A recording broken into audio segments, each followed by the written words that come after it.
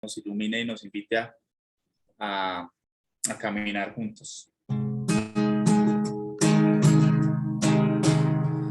Vos sos el Dios de los pobres, el Dios humano y sencillo, el Dios que suda en la calle, el Dios de rostro curtido.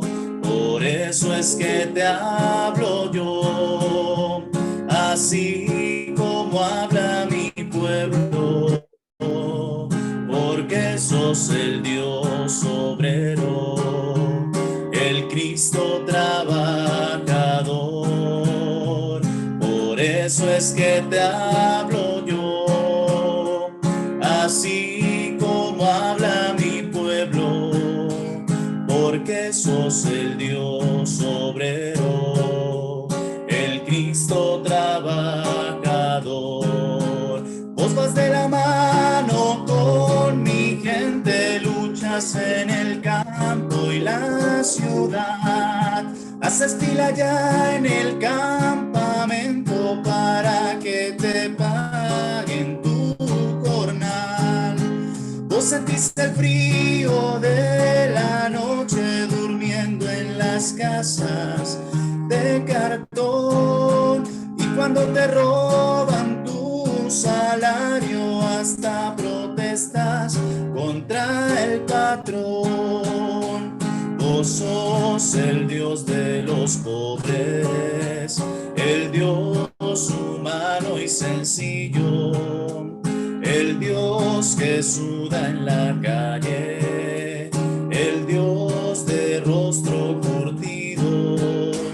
Por eso es que te hablo yo, así como habla mi pueblo.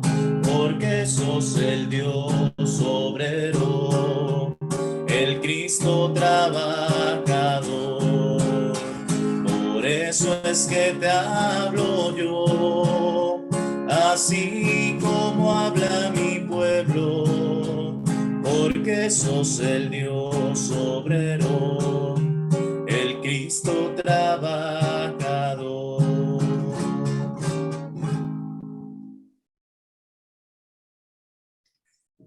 Bueno,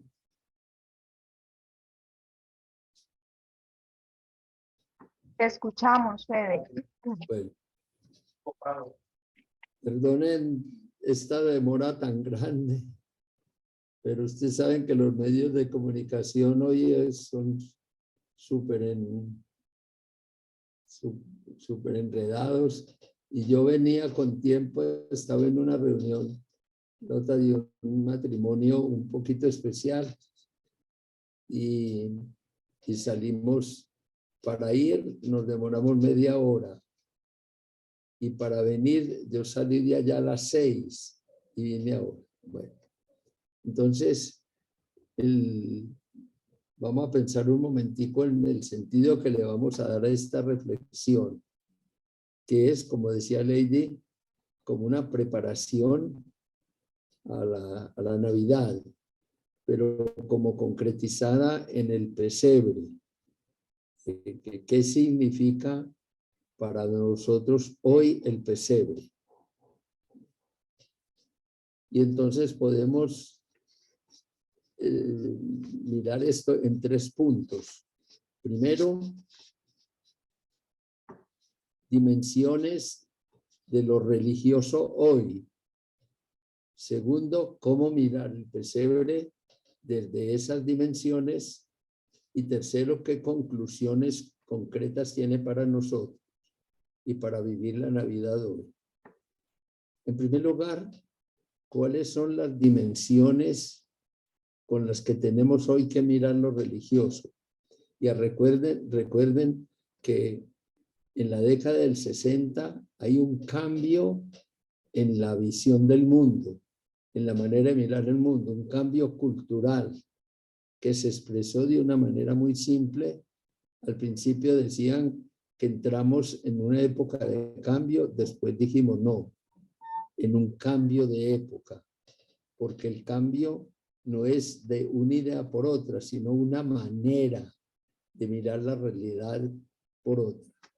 Y lo curioso es que esa manera de mirar la realidad hoy, que es como el gran cambio y la gran revolución, justamente me parece a mí que va en la línea de lo de Jesús. Yo diría algo que a ver, necesitaría tal vez mucha explicación, es que, miren, Jesús fue una persona religiosa. Eso nadie le pone en duda. No fue un líder social ni un reformador político. Fue una persona religiosa. Pero miró la religión de una manera totalmente distinta. Es decir, lo de Jesús desde el principio fue abiertamente anticultural, porque chocó con toda la mentalidad religiosa tan profunda, sobre todo el pueblo judío. Jesús se presenta como religioso, pero ofreciendo otra manera de mirar la religión. Y por eso chocó con todos los pueblos religiosos. Eso duró hasta el siglo IV. Durante 4 siglos, la religión cristiana chocó con todas las culturas, porque en todas las sociedades la espina dorsal fue siempre lo religioso. Entonces lo de Jesús chocaba. Pues, según los historiadores, en esa época, en el siglo IV, un poco Constantino, para resumir mucho, nombraron el emperador de ese tiempo, Teodosio I, en el 380, nombró a la religión cristiana, que era otra manera de mirar la religión, repito, religión del imperio. Entonces, así diríamos, la neutralizó, para hablar así, la volvió, le quitó el aspecto justamente anticultural y la volvió como una religión cualquiera. Los historiadores dicen que si no fuera por eso, la religión cristiana se hubiera convertido en una pura secta. Pero entonces se siguió viviendo lo de Jesús, que era anticultural, dentro de lo cultural. Entonces, diríamos, se culturalizó el cristianismo, pero perdiendo primordialmente el significado de Jesús. Eso duró entonces toda la época que llamamos de la cristiandad, en que la religión cristiana fue una religión como cualquiera. Eso duró hasta el Papa Juan XXIII, que cuando lanzó el concilio dijo, el lema fue recuperar lo original de Jesús. ¿Y cuál es el resultado? Que al recuperar, esto es muy importante y habría que ampliarlo tal vez más, pero es para ver cómo enfocamos el pesebre. Resultó que lo de Jesús iba exactamente en la línea de la cultura de hoy. Y vamos a ver cómo el pesebre realmente recobra un significado muy actual. Vamos a ver. Entonces, primera vez en la historia en que la propuesta de Jesús se volvió cultural.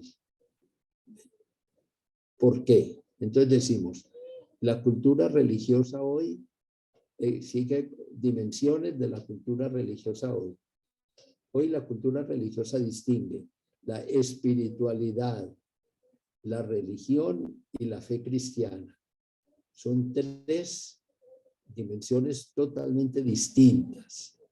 Eso es nuevo de ahora. Siempre se mantuvo una sola dimensión, la dimensión religiosa. Ahora decimos no. Para entender el mundo religioso es preciso mirar primero la dimensión espiritual, luego la dimensión religiosa y luego la dimensión de la fe cristiana.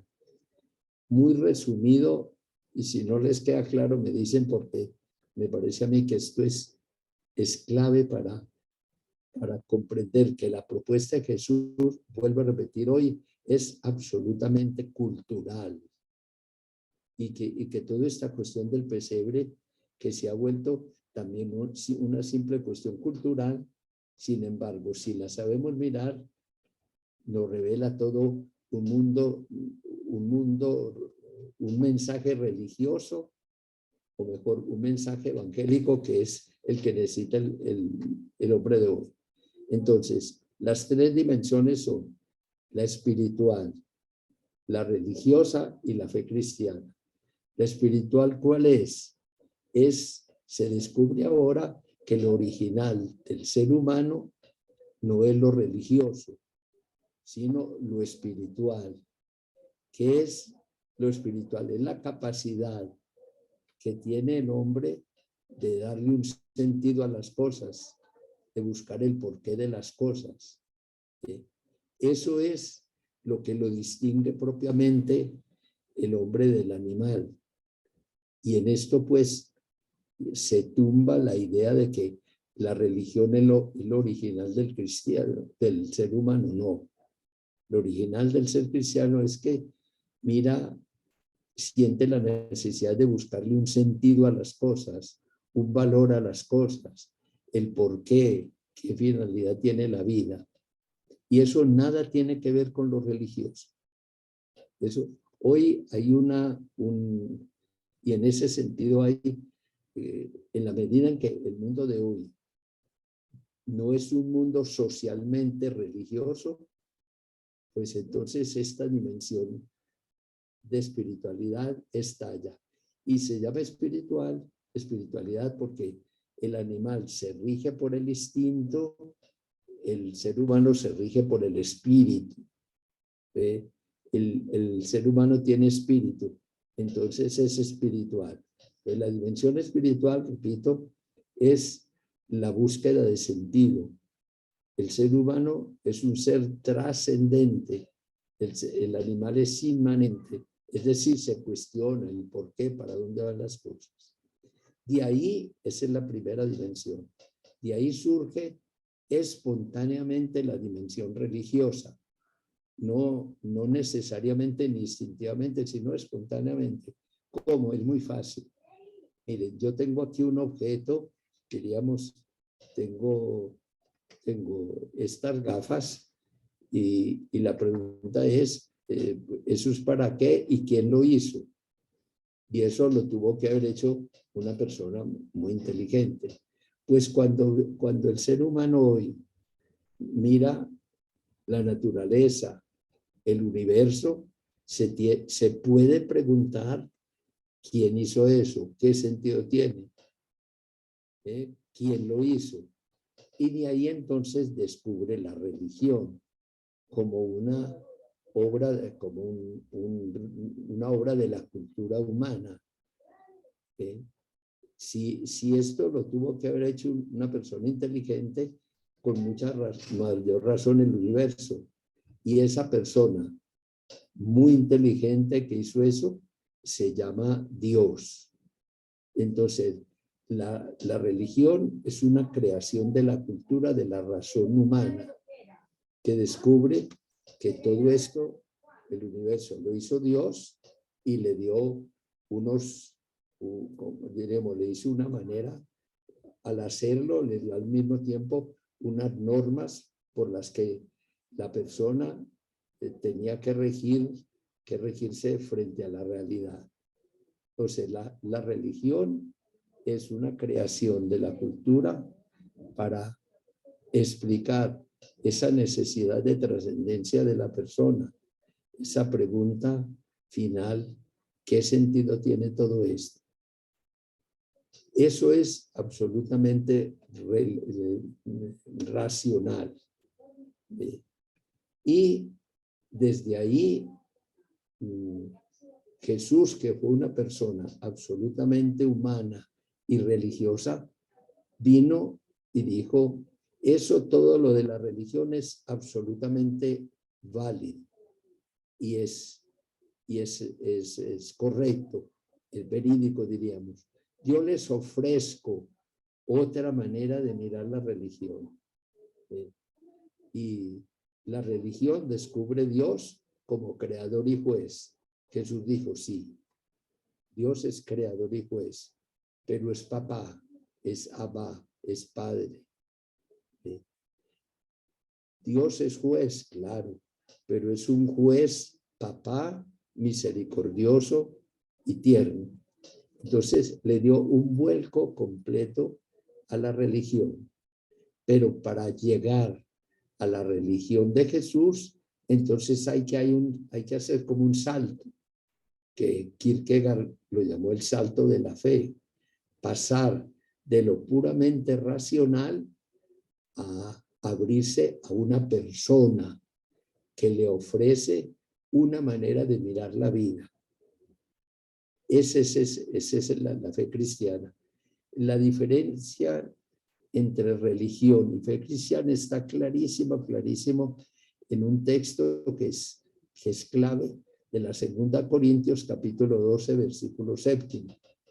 San Pablo acaba de tener unas revelaciones de Dios y luego llega como a lo concreto y descubre lo que él llama un aguijón de la carne, que parece que es una enfermedad.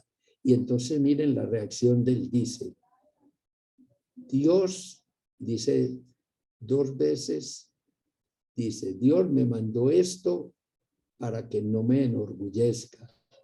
Y 3 veces le rogué que me lo quitara. Es una pura reacción puramente religiosa. Y entonces dice que Jesús le dijo, eso no es por ahí, mi gracia te basta, porque mi fuerza se desarrolla en la debilidad. Jesús lo hace pasar de la religión al encuentro con su persona. Entonces, ese es como el universo religioso que tenemos hoy para entender y para comprender realmente el pesebre y toda la fuerza de la Navidad. Entonces, pasamos ahora al segundo punto. ¿Cómo leer el pesebre desde esa triple dimensión religiosa? Porque lo que les decía ahora, lo de Jesús, hoy es absolutamente cultural. La visión de hoy, del mundo de hoy, es una visión que mira lo concreto, lo sensible, lo afectivo. Pues el mundo de Jesús es ese mundo. El mundo de Jesús no es el mundo de las ideas, es el mundo de la vida. Y es el mundo, entonces, ese aporte de Jesús es ante todo ofrecer un sentido. Entonces ahí es la primera manera de mirar el pesebre. Ya les decía, la manera espiritual busca un sentido, busca los valores por la que la persona puede mirar. Pues, ¿qué valores encontramos y descubrimos en el pesebre? ¿Qué actitudes humanas? Mire, y está ante todo y fundamentalmente la cercanía, que eso es un valor humano. Presenta a Dios ante todo como una persona cercana. La presenta a Dios con la imagen, la que ahora vamos a insistir, no tanto como la imagen, sino en una persona, y la persona de un niño. ¿Cuáles son los valores que nos suscita a nosotros un niño? Ese es mirar el pesebre desde la mirada espiritual. ¿Qué espiritualidad surge en el pesebre? Pues los valores que nos presenta un niño.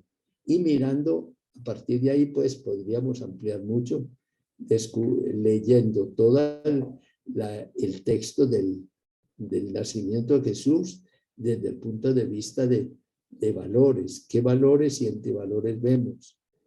La actitud de María frente a la situación de que no encuentra un lugar un lugar en el hotel para hospedarse. La actitud de los pastores, la actitud del ángel que le anuncia a los pastores el sentido de ese niño. Entonces, mirar el pesebre ante todo desde los valores que suscita un niño y los valores que podemos descubrir leyendo todo el Evangelio del nacimiento de Jesús. La actitud, qué actitudes, qué valores revelan los pastores, qué actitud, qué significa humanamente el anuncio del ángel primero y luego de los ángeles. Gloria a Dios en el cielo y en la tierra paz. La gloria de Dios se vive en lo concreto, en la paz. Vamos a ampliar enseguida esto. Entonces, mirar el pesebre desde el punto de vista de la religión, el mirar otra manera de mirar a Dios. El Dios que se nos revela, vamos a ver enseguida, desde la persona de un niño. La manera entonces de acercarnos a la religión, de acercarnos al Dios de la religión. Cambiar el Dios de la religión por el Dios que nos revela Jesús. La manera entonces de ir a Dios cambia completamente, lo que vamos a ver enseguida. Y tercero, cómo mirar el pesebre desde la mirada de Jesús, desde la fe en Jesús. Y es aquí donde tenemos que hacer un cambio en la mirada de Jesús y centrar definitivamente la mirada de Jesús. Todo lo que vamos a ver de Jesús es en el pesebre. ¿Por qué? Miren, hay dos maneras de hablar de Jesús. Sería leer el pesebre desde la perspectiva pues de fe cristiana. Y en esto lo primero es cambiar ante todo la mirada que tenemos de Jesús. Cuando nosotros decimos, ¿quién es Jesús? La respuesta normal y lógica es, Jesús es Dios que se hizo hombre. Pero miren lo que eso encierra. Cuando yo empiezo diciendo que Jesús es Dios, de entrada yo tengo que mirar a Dios por allá arriba. Y nunca yo me podría aspirar a relacionarme con Dios como de tú a tú. Siempre yo voy a mirar a Dios por encima. Y la actitud de Dios, entonces la miramos como una especie de humildad. Dios se humilló, como dice San Pablo, pero en otro sentido. Dios se abajó. Entonces, en el pesebre miramos, sí, un valor, pero un valor de una humildad, de una persona que está por encima y baja hacia nosotros. Esa es la mirada que hemos tenido. Y entonces, en el pesebre hemos subrayado fundamentalmente unos valores, sí, pero unos valores de tal manera que no son como los iguales a nosotros. El Dios se abajó a nosotros y nosotros que nos vamos a bajar. Pero hay otra manera de hablar del pesebre y hablar de la Navidad y todo, que es la palabra que utilizamos justamente y que esta es la que hay que recuperar. Y vamos a ver enseguida las consecuencias que eso tiene, para descubrir el pesebre realmente como la fuente para nosotros de toda nuestra vida cristiana. Mire, cuando nosotros hablamos del pesebre, de la Navidad, ¿cómo decimos? Decimos hablamos del niño Dios. Esa es la palabra que hay que recuperar. Y fíjense un poco por qué. Cuando yo digo Jesús es Dios, ya de entrada yo estoy a kilómetros. Pero si yo digo Jesús es el niño Dios, ya de entrada yo me encuentro no solo en comunión directa con Jesús, sino que ir más lejos. Nosotros hablamos mucho de que tenemos que seguir a Jesús, pero no comprendemos que Jesús él fue el que primero se acercó a nosotros, el que nos siguió a nosotros. Esto es lo que hay que recuperar y vamos a ampliar esto porque es la fuente de toda la espiritualidad hoy y el valor de toda la fe cristiana. Cuando nosotros se nos dice Jesús, el pesebre, Jesús es un niño, eso que suscita en nosotros, nos suscita en nosotros una cercanía, una ternura, un cariño. Entonces yo de entrada me identifico totalmente con Jesús. Nosotros, al mirar a Jesús en el pesebre, encontramos a alguien que es igualitico a nosotros. Pero ese niño igualitico a nosotros es Dios, es hijo de Dios. Entonces, la consecuencia directa, y ahora veremos las consecuencias más, el tercer punto para nosotros, la consecuencia directa es que si Jesús fue una persona igualitica a nosotros, pero esa persona igualitica a nosotros es Dios. Es entonces, primero que todo, ya sí entendemos que es otra manera de mirar a Dios, pero sobre todo que si Él fue hijo de Dios, todos nosotros somos hijos de Dios. Y entonces la preocupación de ver que si Jesús se hizo igual a nosotros, ¿cómo nosotros nos volvemos, cómo nosotros obramos igual a Jesús, igual a Dios? Fíjense, descubrimos que el cristianismo es una propuesta puramente humana. Ahora vamos a insistir en eso. Yo pongo una comparación muy sencilla de cuando le dicen a uno, pero ¿cómo que nosotros somos hijos de Dios y somos pobres personas, pobres seres humanos? ¿Y cómo es que podemos hablar directamente a Dios?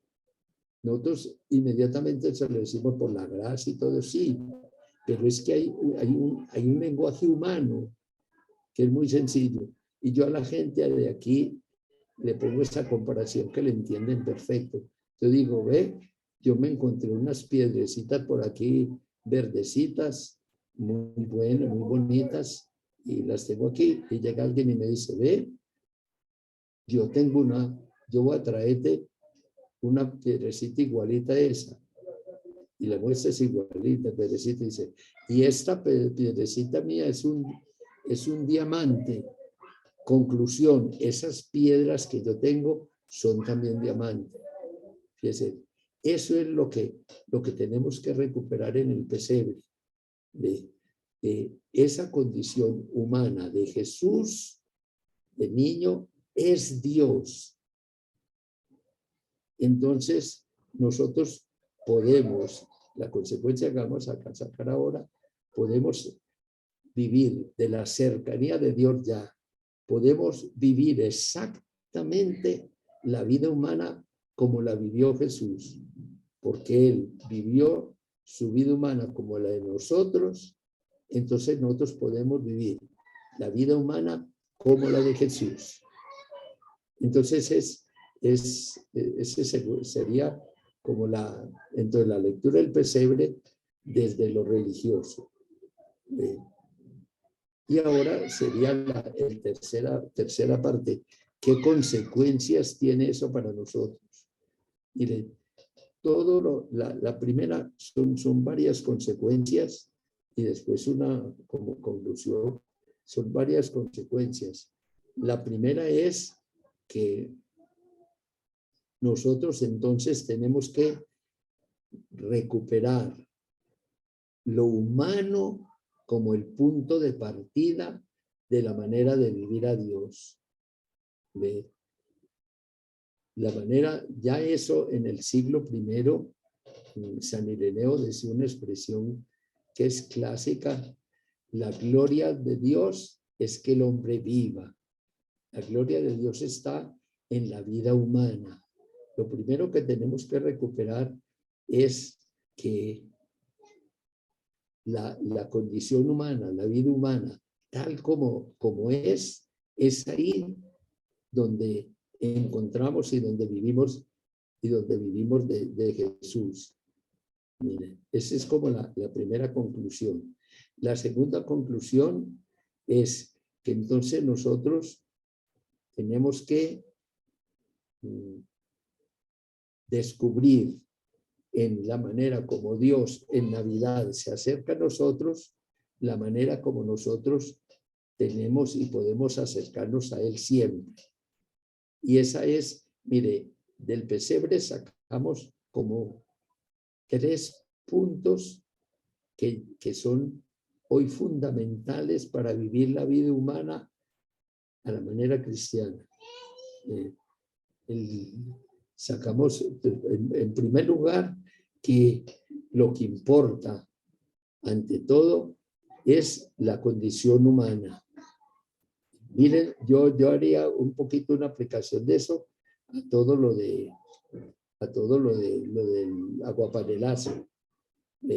Cuando ustedes se acercan a todas estas personas que viven en la calle, ante todo hay que reconocerles, descubrir, reconocer, respetar la condición humana. Y esa condición humana puede ser destrozada, negada, pisoteada, pero nunca se pierde. Eso nos da una manera de mirar todo este trabajo con la gente de la calle, con las personas de la calle, mirarlos, ante todo, descubrirles esa condición humana. Y esa condición humana, entonces, en segundo lugar, la expresamos a través de todos esos actos concretos que todos tienen esa orientación para desarrollar la condición humana. Porque el hecho de que vivan en la calle, el hecho de que muchas veces estén sometidos a la droga y todo, vuelvo a repetir, no quita para nada la dignidad humana. Y es ahí donde nosotros descubrimos y descubrimos al Señor.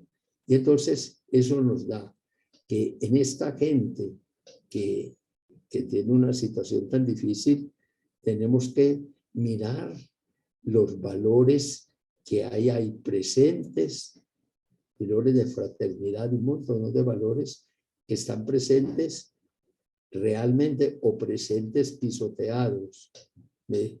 Que lo negativo de la condición humana es otra manera de revelarnos el valor o mejor, la actitud que nosotros debemos tener ante la condición humana.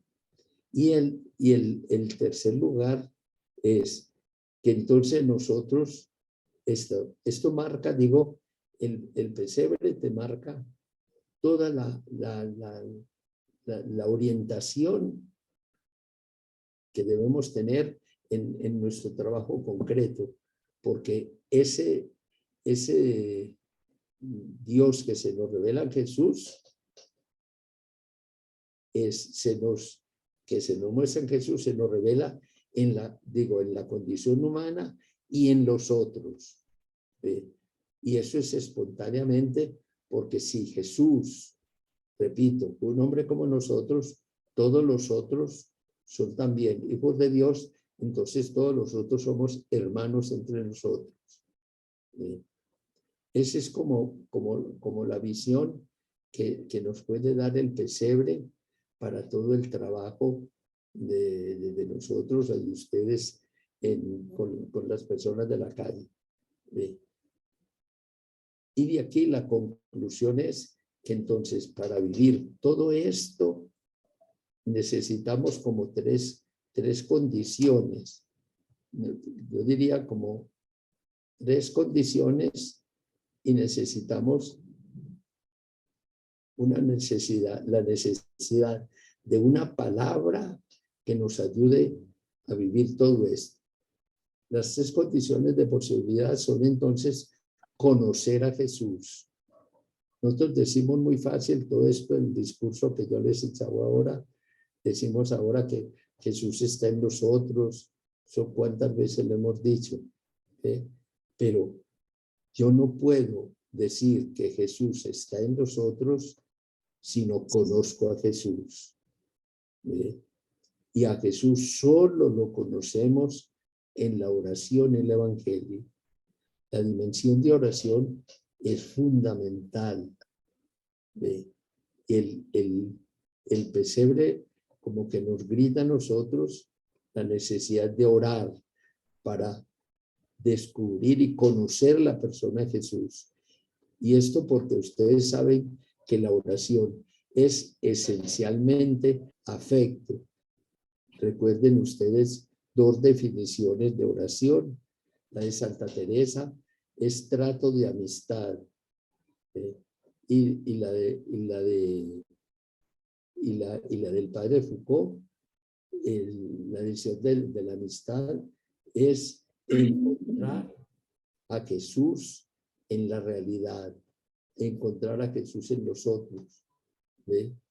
La oración nos permite eso, el espacio para descubrir a Jesús en nosotros. La segunda condición es entonces, la primera es la oración, la segunda es el Evangelio. El Evangelio me da la manera como Jesús vivió humanamente la vida de nosotros. Y repito que esa manera como Jesús vivió la vida de nosotros es esa tal cual la podemos vivir nosotros desde la condición de cada uno. La manera como Jesús vivió su vida humana la podemos vivir todos.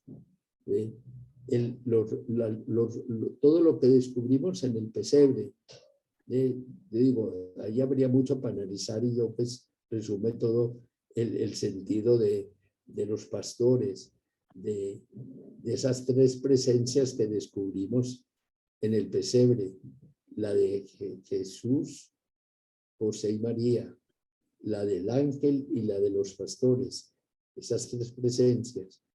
Eso necesitamos el Evangelio.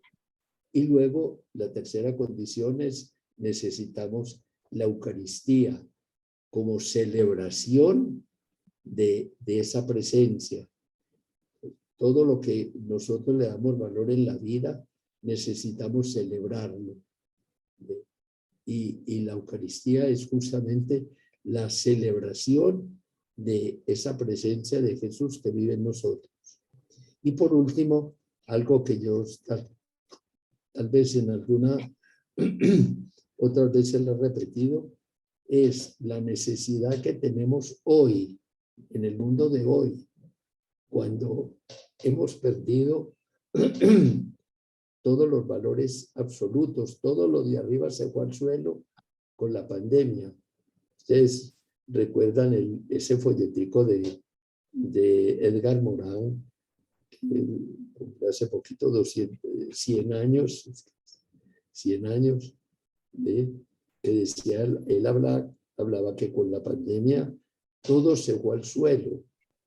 Y él habla de un festival de las incertidumbres. Él dice que lo único que ahora es cierto es lo incierto. Pues frente a eso, Jesús se nos presenta como dentro de toda esa incertidumbre, situaciones como difíciles, como la única palabra que en realidad puede orientar nuestra vida. Y es la palabra que surge del pesebre. Y esa palabra que nos da Jesús desde el pesebre tiene estas 5 características. Y por eso es la palabra que hoy necesitamos. Es una palabra liberadora. Es una palabra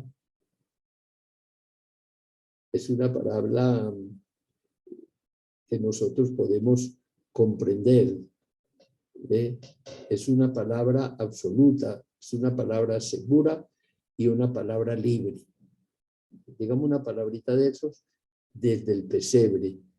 Es una palabra liberadora, porque nos quita como un niño en un pesebre, nos quita como todos los temores y a la vez nos invita a que como que desahoguemos toda nuestra capacidad de ternura y de amor.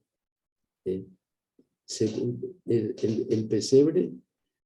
el pesebre nos libera de temores, nos libera de un Dios castigador, nos libera de todos los poderes que tienden a aplastarnos a nosotros. El acercarnos a un niño permite que nosotros desahoguemos, diríamos, como toda nuestra capacidad de ternura. Y eso lo podemos vivir con los otros. Segundo, es una palabra creíble. La palabra de Jesús es la única palabra que es creíble, porque la palabra de Jesús surge de la vida. Mire, en el pesebre el Señor nos dice una palabra que a todos nos llega directamente. A Jesús le podemos creer después todo lo que él dijo, justamente por la manera como él nació, y otra cosa que habría que decir, pero sin explicar, y la manera como él murió. Son las únicas palabras creíbles, porque la palabra de Jesús surge de la vida.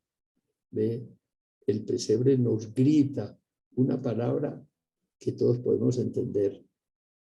Y si miramos todo ya más de cerquita, volveríamos pues, a ver lo que significa como palabra creíble todo lo del pesebre. Tercero, es una palabra absoluta, porque Jesús se propone como el absoluto para la persona. ¿Ustedes recuerdan esas palabras de Jesús en la vida pública, en que expresa lo absoluto de su persona?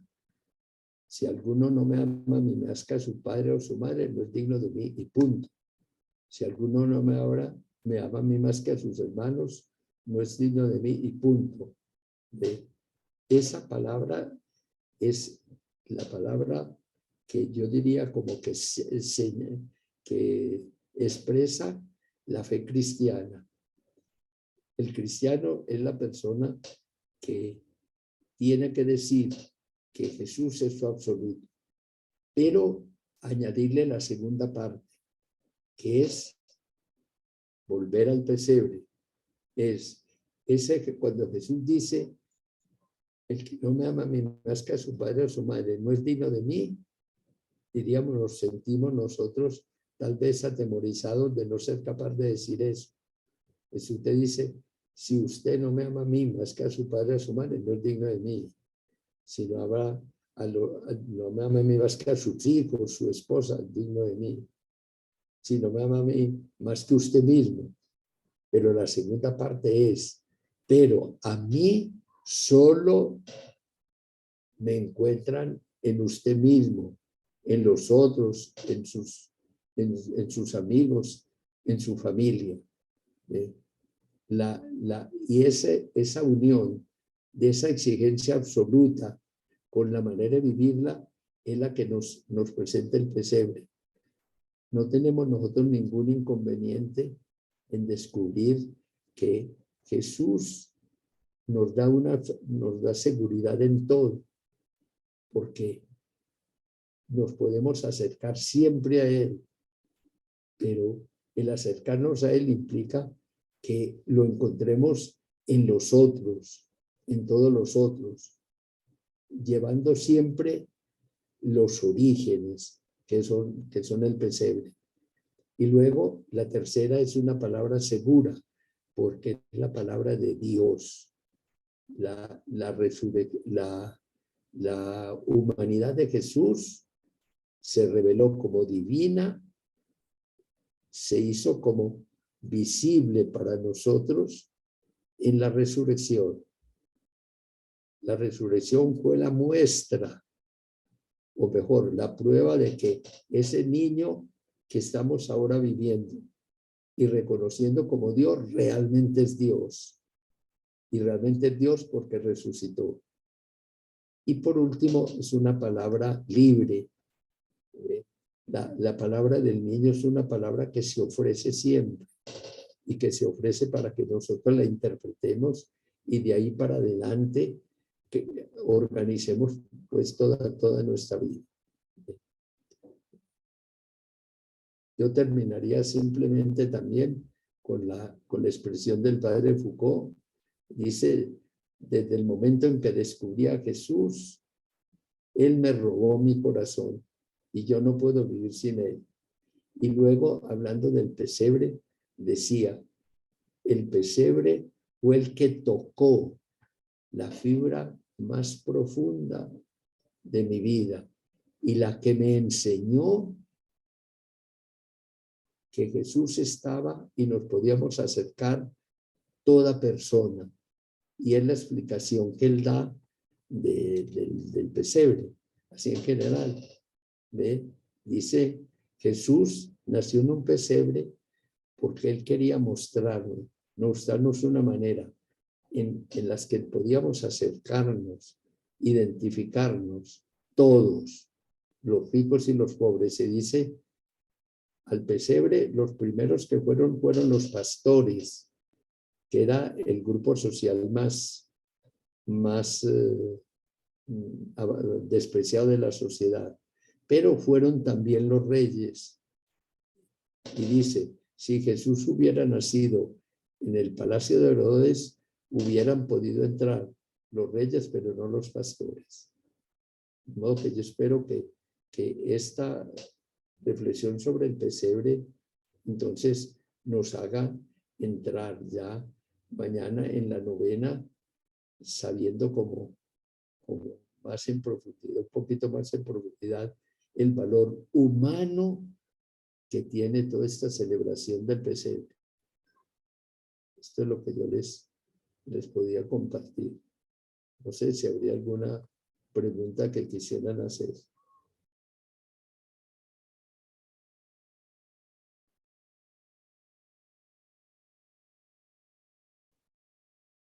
Fede, Bien. gracias. Sí, sí, muy interesante.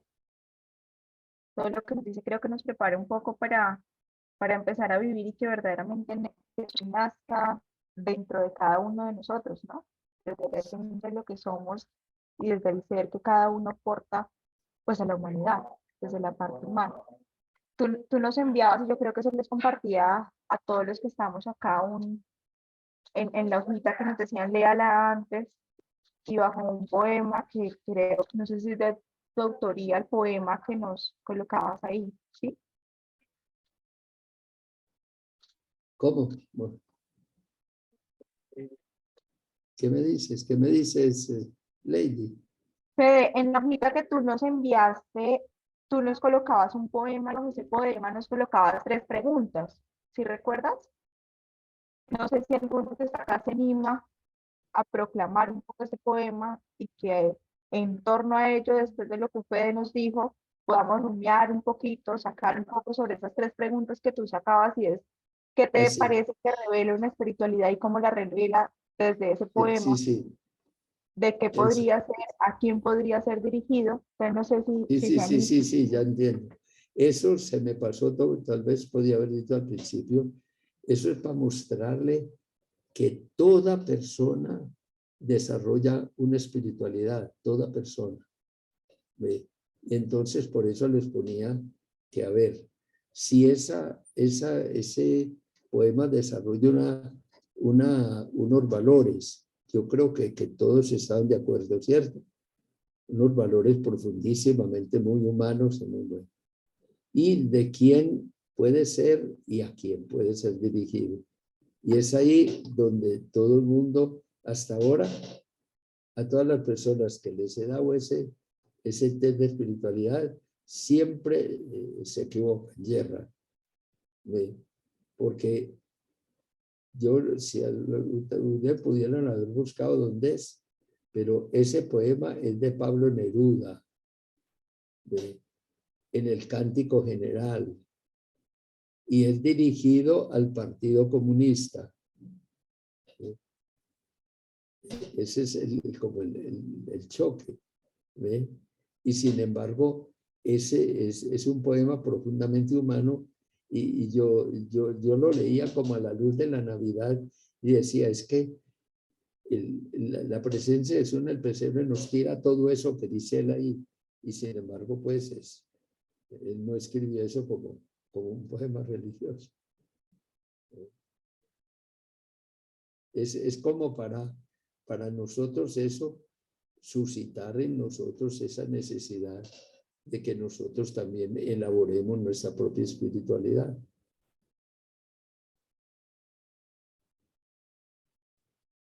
Sandra, y luego Ros. Sandra. Ay, gracias, gracias, Padre. Me viene una pregunta que me da pena hacer, pero la voy a hacer. Como que en la meditación, cuando uno dice en el otro veo a Cristo o en mí veo a Cristo, como que es muy lindo, ¿no?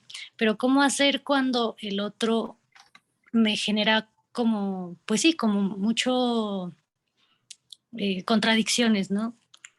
¿Cómo seguir encontrando a Jesús cuando es difícil en nosotros mismos y en los demás? Sí, mira, esto lo entendemos muy bien. Esto es de dos maneras, o tal vez de tres maneras. Primero, esa persona, por destruida que sea, conserva su condición humana o no. ¿Ves? Y por destruido, por garabito que sea, yo no lo puedo pisotear. ¿Ve? Entonces, Jesús me ayuda o me invita a que por lo menos yo puedo tener una actitud de respeto. Lo primero. Segundo, lo negativo muchas veces es más fuerte, grita más fuerte que lo positivo. ¿Ve? Es cuando yo veo a una persona que de alguna manera me suscita odio, me suscita rechazo, yo puedo descubrir que Jesús está ahí pisoteado. La imagen de Jesús está destruida. ¿Entiendes? Entonces, ¿cómo Jesús me ayuda para que esa imagen de Jesús que está destruida, yo haga en cierto un poquito como lo de la Verónica, es que yo le limpie el rostro a Jesús? Y tercero, ya en lo concreto, es lo que yo tengo que distinguir entre el amor como un acto libre de la persona y el amor como el sentimiento o sí, las sensaciones que me produce a mí una persona. Lo mismo que el perdón. Yo tengo que distinguir entre el perdón como un acto voluntario y segundo, como los sentimientos que suscitan en mí. Mira, yo puedo amar a toda persona como un acto voluntario. ¿En qué consiste? Amar a una persona, esto desde el punto de vista antropológico, es desearle el bien a la persona. Eso yo siempre lo puedo hacer. ¿Me hago entender? Yo a la persona que me suscita rabia, odio, lo que sea, yo sí puedo no desearle el mal. ¿Ves? Puedo desearle el bien. Lo mismo, a la persona que me ha hecho mal, yo puedo perdonar siempre. Y perdonar es no devolver el mal por el mal por el mal. De ahí para adelante, los sentimientos, esos yo no los puedo manejar a voluntad. ¿Ves? El que yo sienta odio por una persona, como el que siento atractivo, vos no lo podés quitar por una decisión de tu voluntad. ¿Me entendés? Vos no podés decir, hasta hoy estuve enamorado de esta persona. ¿Ve? Es algún acto el que te tumba eso. Pero voluntariamente vos no podés decir eso. ¿Ves? Y los sentimientos y los deseos se van desapareciendo, pero por otro sentimiento y por otro deseo, no por la razón. Por la razón, yo no puedo decir, es que yo no debo hacer esto. Sí, es tontería, porque la razón no sirve para nada. ¿Ves? Entonces, me hago entender, yo puedo amar a una persona sintiendo un fastidio, y eso hoy está muy bien elaborado porque dice, yo puedo establecer con toda persona una relación, con algunas personas, la única manera de tener una relación armoniosa con ella es no hablarle, ¿ves? Pero yo no la hablo no porque la rechazo, ¿ven? Sino porque es la única manera de establecer una buena relación con ella. ¿Me hago entender? ¿Ves? Entonces, yo con toda persona, yo puedo amar a toda persona y puedo perdonar a toda persona. Aunque el sentimiento yo siga sintiendo odio, y ese odio va desapareciendo poco a poco en la medida en que vos vas introduciendo el amor en la relación con esa persona. Bueno, eso Gracias, es lo que Padre. yo te podría decir. Gracias, Padre. Ros, acá hay otra pregunta. Sí, buenas noches. Hola, buenas noches. Yo tengo, padre, una pregunta y una reflexión. Nosotros en México tenemos la devoción de la Virgen de Guadalupe y se le mostró, como bien dices tú, en los pastores Jesús, la Virgen se le mostró a Juan Diego, que era un indígena, que sabía leer y escribir y todo, que era muy raro, pero bueno, era un indígena. Pero la iglesia como institución se ha encargado de generar este acercamiento a la Virgen como un privilegio. Entonces, este abajamiento de Jesús que yo reflexionaba, decía, bueno, ¿y si acaso Dios no está arriba sino abajo? Porque siempre nos han hecho sentir esa superioridad y como tú nos comentas, ese poder avasallador de Dios, que en el niño se convierte en la ternura a la que nos invitas, Padre. Pero también me di cuenta que entonces a veces yo me siento más que Dios y no lo puedo ver abajo de mí, en el abajo, en la tierra, ¿no? Y esa reflexión me produce como un trabajo interior pues de eliminar esas soberbias que a veces tenemos una imagen de Dios distorsionada, en donde Dios no puede ser tan frágil ni tan débil como un niño, ¿no? Entonces, Padre, me gustaría que me ayudaras a redondear esa posición mía ante un Dios que es un bebé y que es persona. Aunque los catecismos nos lo dicen 1000 veces, pero como tú dices, es una persona a la que hay que entregarse e invitar a nuestra vida, pero más bien a veces es un concepto. Entonces me gustaría si me ayudas a mí a redondear esa presencia, ese acercamiento de persona a persona. Gracias, Padre. No sé si esto que te dice, yo te entiendo bien. Lo primero es que cuando yo empiezo diciendo que Jesús es Dios, ya de entrada estoy utilizando un concepto de Dios que es el Dios de la razón, que es el que me enseña la razón, que es el que alguien creó todo esto, se llama Dios. ¿Ves? Cuando yo entro, y entonces por eso toda esa literatura de lo que llaman la teología descendente, ya se crea un Dios por allá que se abaja al hombre. ¿Ves? Pero cuando empezamos, primero que todo, por la condición humana, puramente humana, ya yo de entrada no puedo hablar de abajamiento. ¿Ves? Yo puedo hablar es de un niño, que yo no, que un niño como cualquiera, exactico como cualquiera, y que me suscita eso.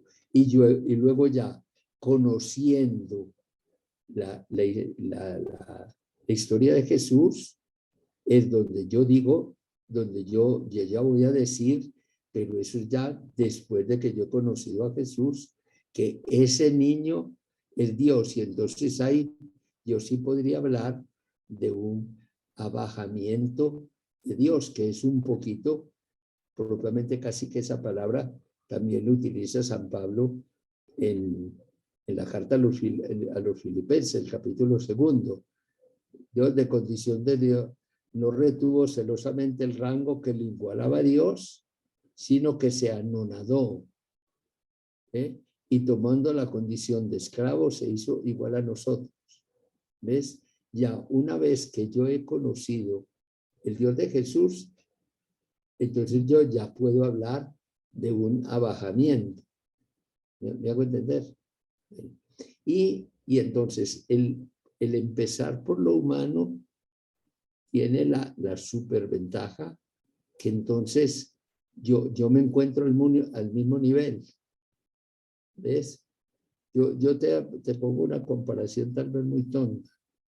Yo llego aquí con una persona y te digo, este es un premio Nobel, este es un tipo o el más rico del mundo y todo.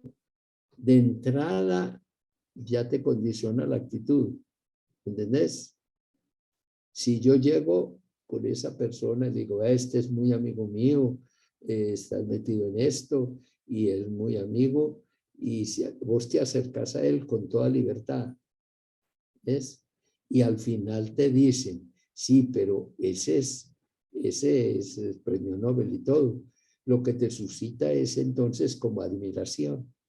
Ve, pero qué tan querido, siendo tan importante. Sin embargo, yo lo traté como un amigo, porque como es ese amigo de es un poquito en esa línea.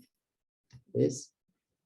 Y entonces ahí entendemos que, por ejemplo, el que la Virgen hubiera escogido a una persona que dentro de la sociedad de su tiempo, diríamos, era como lo más bajito, ¿ve? Era como para mostrarme en él que todos podíamos recibir la revelación de la Virgen. Que Juan Diego, yo digo, es como de los poquitos santos que yo puedo, con el que yo me puedo sentir identificado, ¿ve? Porque tuvo una condición humana igualita a la de nosotros. Sí. Eso no sé si te puede servir. Sí, padre, muchas gracias.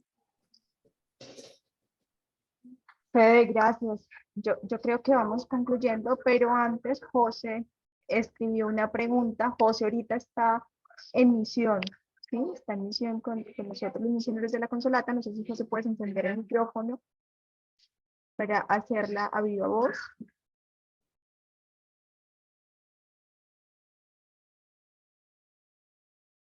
No, entonces miren lo que dice.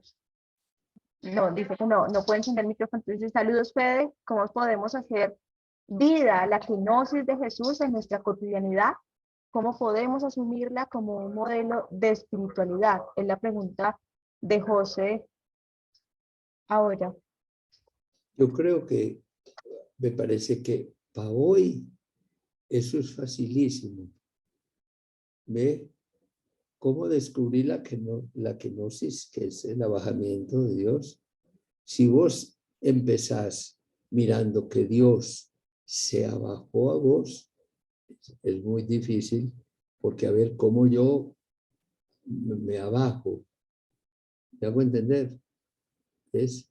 Pero si vos empezás, cualquiera de nosotros tiene una serie de experiencias en que no se abajó, sino que se sintió abajado. Hablar así, ¿me hago entender? En que yo no me abajé, sino que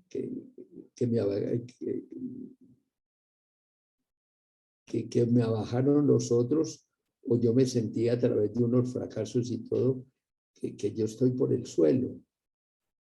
¿Me hago entender?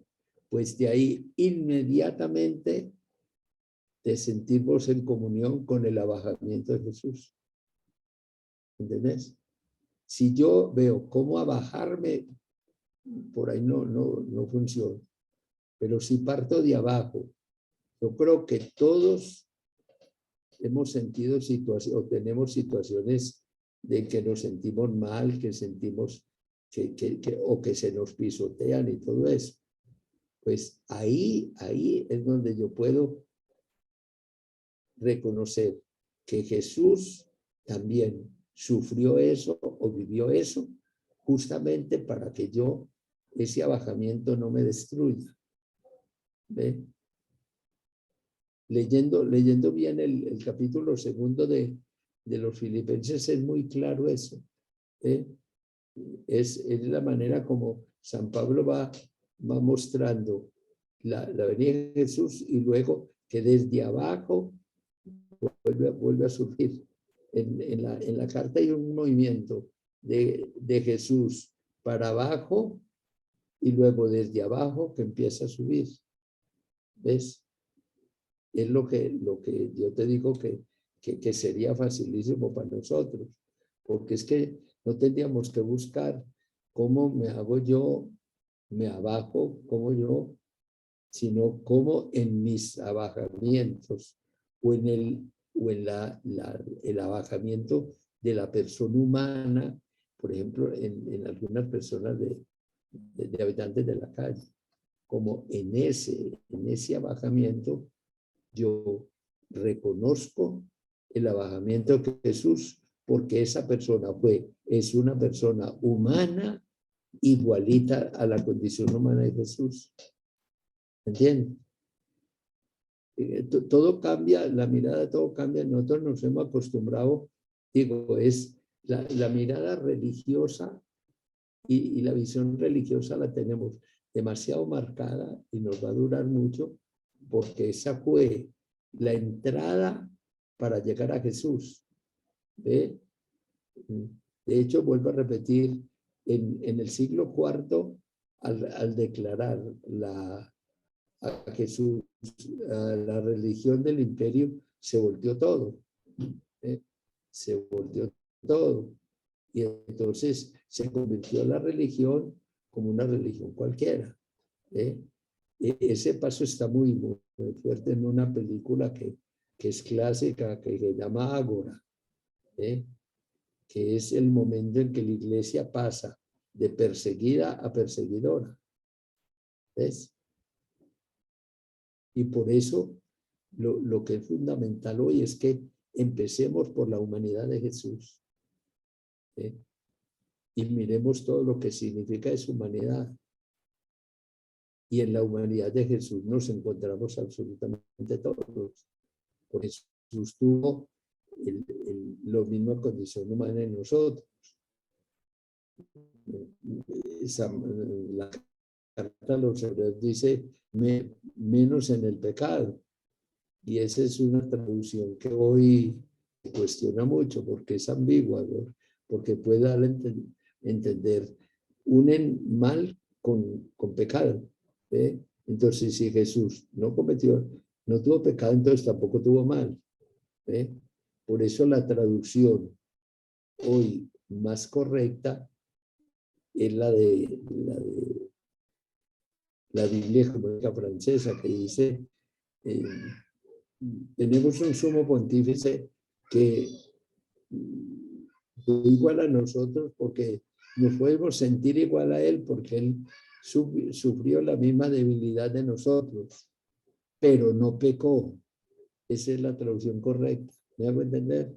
No menos en el pecado, sino tuvo la misma debilidad de mal, pero ese mal no lo apartó de Dios ni de los otros, porque el pecado y mal son dos dimensiones distintas. El mal es una realidad humana, existencial.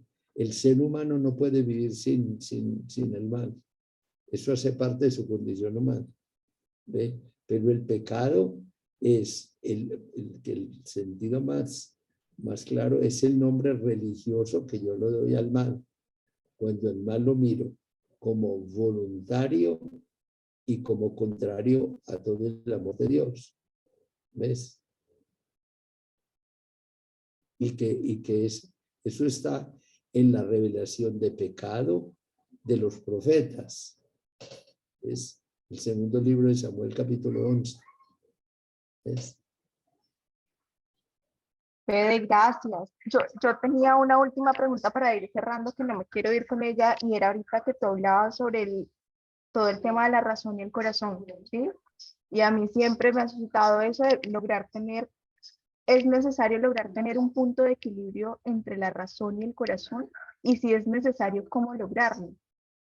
Mira, ese también es muy fácil.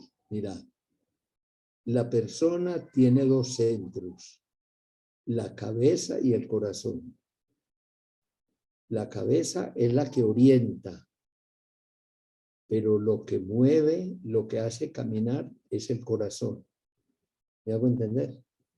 Bueno, esos dos se dijo que tienen racionalidades distintas, pues siempre se dijo que lo afectivo es irracional. ¿Me hago entender? ¿Cómo se plantea hoy eso? Primero, desde el comienzo de la humanidad, la armonía, lo que puedo decir, lo afectivo y lo racional, hay que vivirlos en armonía perfecta. Y así se vivió hasta el 60. Y como esa armonía era la razón, era la que le daba las órdenes al corazón. ¿Me entiendes? Entonces había una armonía perfecta. El ejemplito más claro es lo afectivo sexual. ¿Ves? Lo sexual siempre se convirtió como pecado. ¿Y cuál es la actitud? La que mandaba la razón. La razón decía esto, usted debía hacer esto, no debía hacer esto. Y hubo una armonía perfecta. ¿Me hago entender? Cuando vos cometías una falta, inmediatamente venía la norma. Entonces se volvía la armonía. Hoy hay que recuperar esa armonía. El primer paso fue estallar y votar la razón, que fue la época de los hippies, pero es normal. Si como mínimo 12.000 años, esa armonía se hizo desde la razón. Hoy, entonces, y luego 10 años en que votamos la razón y todo fue el afecto, que todavía estamos viendo el efecto. Al niño no le diga nada, déjelo que él sea mismo. Y te digo, ¿cómo sería la educación hoy? Entonces, hoy ya está pareciendo que necesitamos armonizar la razón y el corazón y la razón. Y hoy lo armonizamos desde el corazón. ¿Me hago entender? El corazón es el que mueve, pero debe estar orientado por la razón. Y por eso se descubre eso que es de ahora, que se dijo que lo afectivo es irracional. Dicen, no, irracional no. Tiene otro tipo de racionalidad. Es la famosísima frase de Pascal. El corazón tiene sus razones que la razón no conoce. y las palabras del Principito. Solo se ve bien con el corazón, lo esencial es invisible a los ojos. Entonces hoy lo que vos decís, esa es la tarea de hoy, armonizar las dos. ¿Sí? Y que es realmente muy fácil cuando vos descubrís que la razón, el afecto es espontáneo, el afecto vos no lo podés prever, ¿sí? Pero la razón siempre te da una orientación. Un famoso, Philippe Mérieux, un educador francés, que fue durante muchos años jefe del Departamento de Investigaciones Educativas Francesas, dice esto que es muy esclarecedor, dice, durante siglos la educación se hizo desde la razón con la razón. ¿Me hago entender? La letra con sangre entra. Eso lo estalló en el 60 y se pasó desde el corazón con el corazón. ¿Eh? Entonces fue una volteada peor. Dice, ahora, en lo general, en lo social, hay que educar desde la razón con el corazón. ¿Eh? Porque lo social es así, punto. ¿Eh? Y yo no puedo decir, vea, si quieren, manejen de esta manera. Si quieren, ¿ves? Pero si yo no interiorizo esas razones, yo no las cumplo, me oprimen. ¿Ya me entender? ¿Eh? En lo social, dice él, educación hay que hacerla. En lo social, desde la razón, pero con el corazón. Y en la relación interpersonal es lo contrario. Hay que hacerla desde el corazón con la razón. ¿Ves? Es un poquito tal vez lo que vos me preguntabas. Gracias, Fer. Yo creo que con esto concluimos. La verdad es enriquecedor que iniciemos pues nuestro pesebre interior desde el valor humano y celebrarlo de esa manera para que Jesús verdaderamente nazca en él y en nuestra vida, ¿sí? Así como iniciamos cantando, celebrando, como tú decías, que las cosas buenas se celebran, y esto fue muy bueno, tenerte acá con nosotros, iniciar nuestra Navidad y empezar a colocar esa lucecita y esa estrellita ahí adentro, pues también terminémoslo cantando. Entonces, Jessy nos preparó también una canción para cerrar nuestro encuentro de hoy. Pues, como decimos aquí en el lenguaje nuestro, perdonen lo malo, pero fue con mucho gusto. Muy bueno. Muy Por bueno. eso vamos a celebrar, Pedro. Aquí en Colombia, mañana iniciamos la novena. Sí, es tradicional iniciar las novenas. Entonces se reúne la gente alrededor del pesebre, hace la novena y pues se canta. Después lo más bueno es que se come. Y pues son 9 días antes de Navidad. Entonces, en ese sentido, pues yo quería como terminar también con uno de los villancicos que se canta aquí en Colombia. Es muy tradicional de Colombia, Venezuela, Ecuador. Y pues es uno que habla justamente como de lo que Fede nos ha compartido.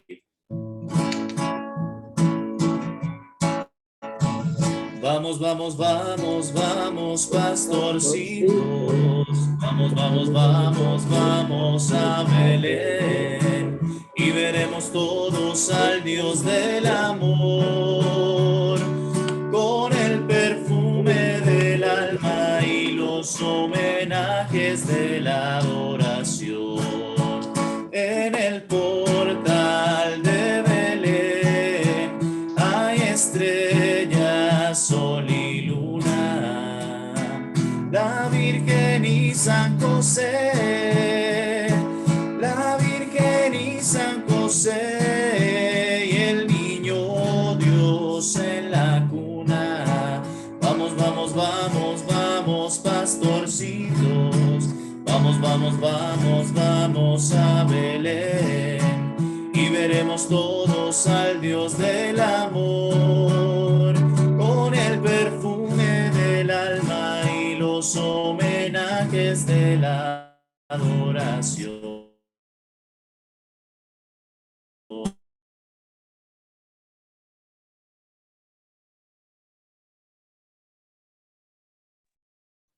Creo que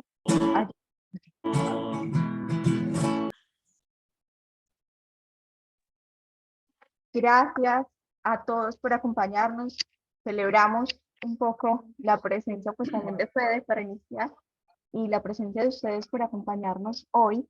Un abrazo fuerte y que Jesús de Nazaret nazca en esta Navidad en el corazón de cada uno de ustedes, que es el pesebre que cada uno tenemos en nuestro corazón. Fede, gracias, un abrazo. Bueno, Muchas usted, gracias. muchísimas gracias. Tomemos la foto, Lady, antes de irnos. Sería bueno tomar la foto. Eso. Y la paciencia que ustedes tuvieron. Dios le pague por habernos esperado.